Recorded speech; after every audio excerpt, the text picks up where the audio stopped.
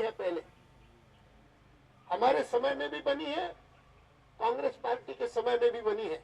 और इसीलिए एक कारण नहीं बता सकते प्रधानमंत्री या हमारे कांग्रेस पार्टी के अध्यक्ष कि क्यों नहीं जॉइंट पार्लियामेंट्री कमेटी हो सकती। अरे कभी कभी तो विपक्ष अगर सहमत होकर के ऐसी भी मांग करे जिसकी कोई परंपरा पहले न रही हो तो भी कंसीड की जाती है। यहां पर तो परंपरा रही है जॉइंट पार्लियामेंट्री कमेटी की। There is no earthly reason और no convincing and credible reason that the government has offered, सिवाय इसके कि पीएससी देख रही है, देखने दो, जितनी मात्रा में वो देखेगी। सचमुच ये सारा इस बार, इसलिए हमने अपने लिखित वक्तव्य में कहा है कि sheer stubbornness, sheer obduracy and more important मन की ये इच्छा कि ठीक है राजा को तो कष्ट हो गई उनकी छुट्टी, लेकिन फायदा किस किस को हुआ है, कैसे हुआ है, इसकी जानकारी देश को नहीं मिलनी चाहिए।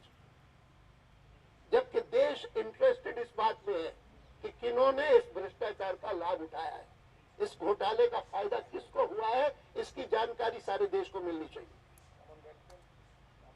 और उसी प्रकार से कॉमनवेल्थ गेम्स, हम कॉमनवेल्थ गेम्स की चर्चा करना चाहते थे, ऐसा नहीं कि चर्चा नहीं करना चाहते थे, केवल मात्र सुरेश तलमाड़ी का क्या उसको कहता है आजकल कोई जी पार्लियामेंट्री पार्टी का सेक्रेटरी, कोई मालूम भी नहीं, उनको मालूम नहीं था। नहीं, तो the whole thing has become a farce.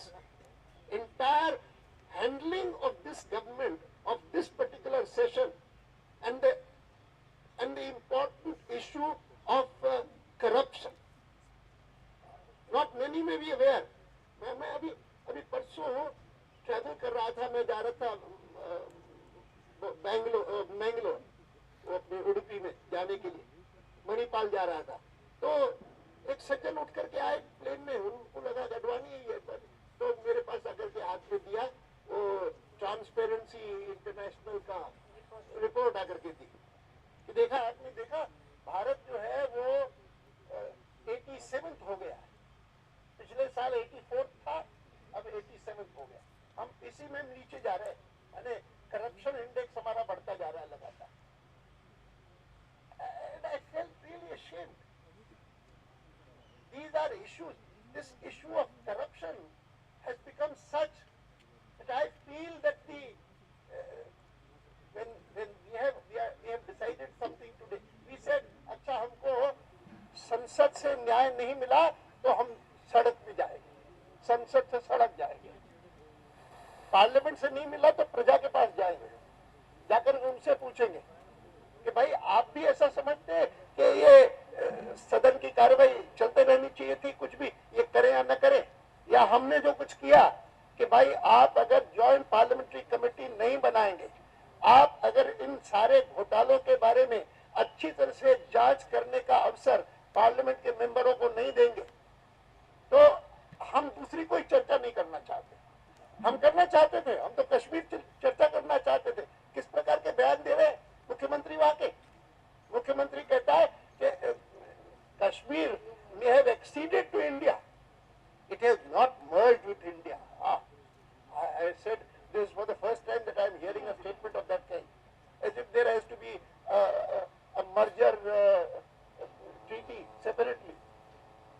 Till now, everyone acceded, every state, princely state, which acceded to India, including Hyderabad, including Junagadh, क्योंकि उन्होंने जूनागढ़ का और हैदराबाद का उल्लेख किया है, they acceded to India and became part of India. And I was surprised. हमारी तो शिकायत है कि 370 नहीं होना चाहिए, 370 के अधीन जम्मू कश्मीर का अलग संविधान नहीं होना चाहिए, भारत का संविधान पूरे देश का संविधान है। लेकिन मुझे उस जम्मू कश्मीर के कॉन्स्टिट्यूशन को मैंने उठा करके देखा, और वो भी हमारे पूर्व मुख्य न्यायाधीश का लिखा हुआ, हमारे जम्मू कश्मीर जस्टिस आनंद, और आनंद का देखा तो उसमें उसमें एक प्रोविजन है जिसमें कहा है Jammu and Kashmir is and shall always remain an integral part of India. अविभाज्य अंग। हम ये भी चर्चा करना चाहते थे, हम ये भी करना चाहते थे कि भाई ये जो इंटरलोक्यूटर साहब ने बनाए हैं वो कैसी कैसी बातें कर रहे हैं।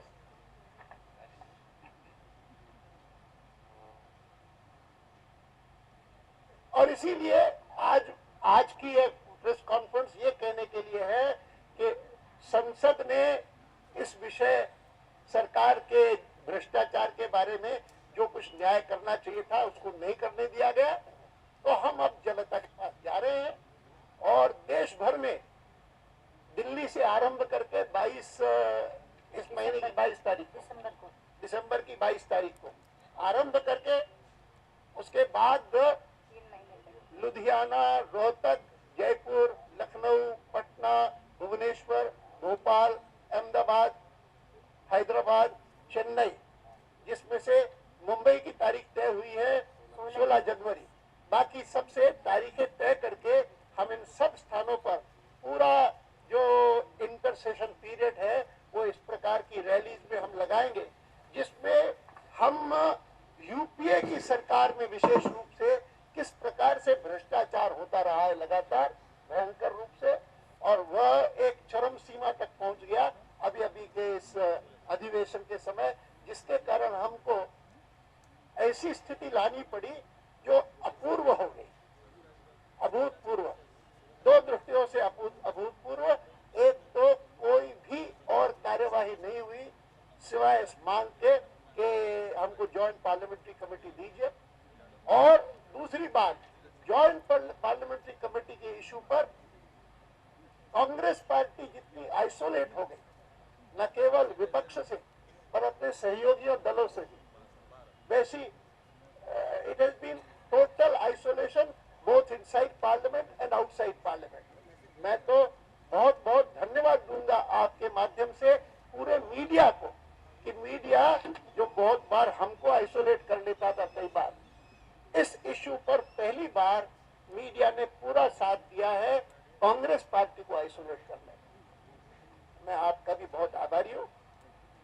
मुझे नहीं लगता कि मुझे इस समय और कुछ कहना है, बाकी कई चीजें हैं इंक्लूडिंग द सीबीसी, जिसके बारे में सुषमा जी ने आखिर तो फॉर्मल एक गवर्नमेंट के एक सुप्रीम कोर्ट के डायरेक्शन से, और ये तय हुआ कि अगर विजिलेंस कमीशन बनेगा, central vigilance commissioner, chief vigilance commissioner बनेगा, तो उस समिति को चयन करने में इससे पहले केवल सरकार करती होगी, लेकिन अब प्रधानमंत्री और विधि मंत्री,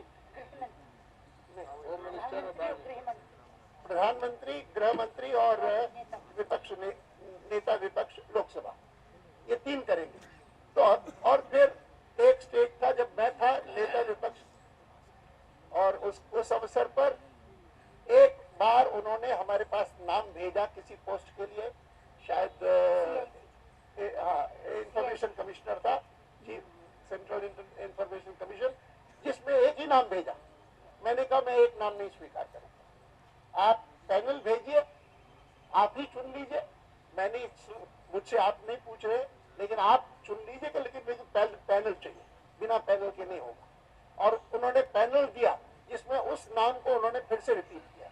मैं फिर से गया और मैंने कहा कि मैं इस नाम को नहीं स्वीकार करूंगा, और बाकी जो दो नाम है आप जिसको भी मैं नहीं पहचानता उनको, लेकिन आप किसी को भी चुन लीजिए। इस बार सेंट्रल विजिलेंस कमीशन के अवसर पर लगभग यही स्थिति सुषमा जी के सामने आई।